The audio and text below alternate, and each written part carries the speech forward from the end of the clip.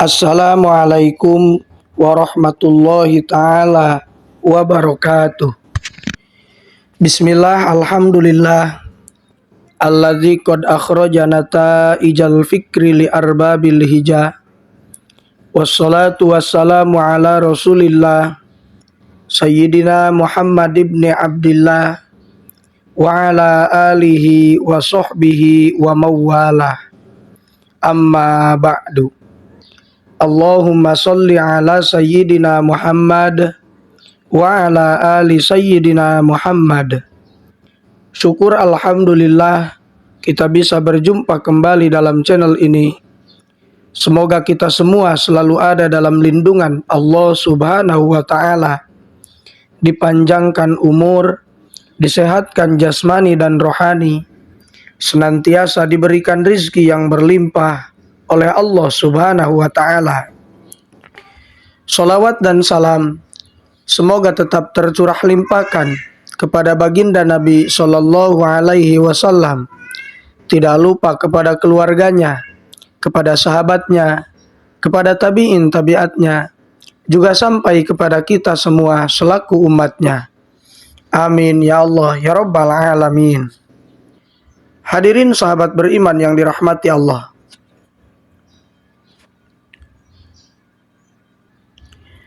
Agama Islam meyakini bahwa segala perbuatan semasa di dunia akan dimintai pertanggungjawaban. Pertanggungjawaban tersebut akan dimintai oleh Allah pada hari kiamat kelak. Umat Islam juga diperintahkan agar senantiasa takut kepada Allah Subhanahu wa taala dan menaati perintahnya.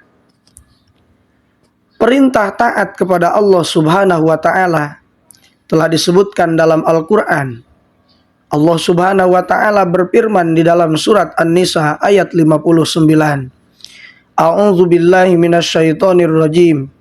Ya ayyuhalladzina amanu atti'ullaha wa atti'ur rasul wa ulil amri minkum fa in tanaza'tum fi syai'in farudduhu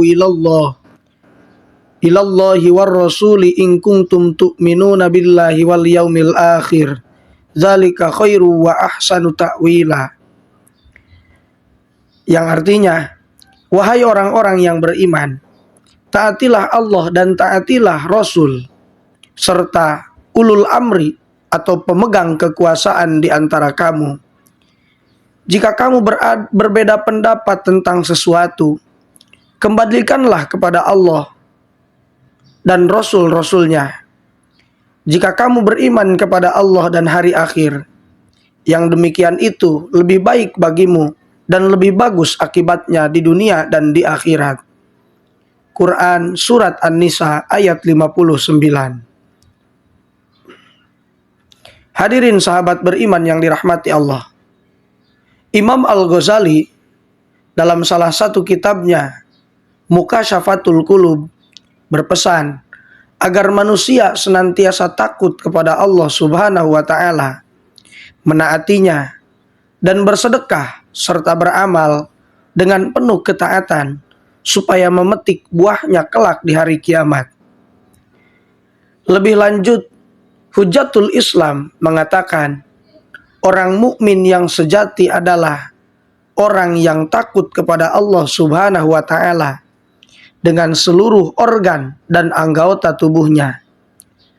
Imam Al-Ghazali menukil pendapat Abu Laits bahwasannya ada 7 tanda orang yang takut kepada Allah Subhanahu wa taala. Tanda tersebut bisa dilihat dari lidah, hati, mata hingga ketaatannya. Lalu, apakah tanda tersebut? Berikut ini tanda-tanda orang yang takut kepada Allah Subhanahu wa taala. Yang pertama, mencegah lidahnya bermaksiat. Imam Al-Ghazali menerangkan, orang yang takut kepada Allah Subhanahu wa taala, ia selalu mencegah lidahnya dari berbohong, menggunjing, mengadu domba, membual, dan membicarakan hal-hal yang tidak berguna. Sebaliknya, orang yang takut kepada Allah akan menjadikan lidahnya sibuk untuk berzikir, membaca Al-Quran, berdiskusi, dan mengkaji ilmunya Allah Subhanahu wa Ta'ala. Hadirin sahabat beriman yang dirahmati Allah, tanda kedua adalah menghilangkan dengki dalam hatinya. Orang yang takut kepada Allah Subhanahu wa Ta'ala akan menghindari permusuhan, kebohongan, dan kedengkian dari dalam hatinya. Sebab, kata Imam Al-Ghazali, kedengkian termasuk penyakit hati yang membahayakan dan dapat merusak kebaikan. Sebagaimana Rasulullah SAW bersabda, sesungguhnya dengki itu akan membakar hangus kebaikan, sebagaimana api yang membakar kayu bakar. Hadis riwayat Abu Dawud. Yang ketiga, tidak akan melihat apa yang diharamkan. Hadirin sahabat beriman yang dirahmati Allah, Imam Al-Ghazali menjelaskan, orang yang takut kepada Allah Subhanahu wa Ta'ala tidak akan melihat pada yang haram, baik mengenai makanan, minuman, pakaian, dan sebagainya.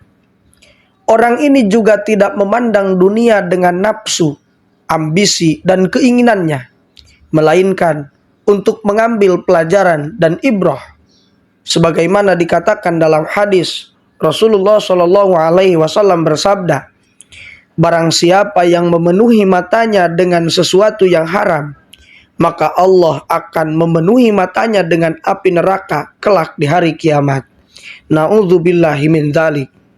Yang keempat, tidak akan memasukkan makanan haram ke perutnya. Orang yang takut kepada Allah Subhanahu wa Ta'ala tidak akan makan makanan yang diharamkan, karena itu termasuk dosa besar.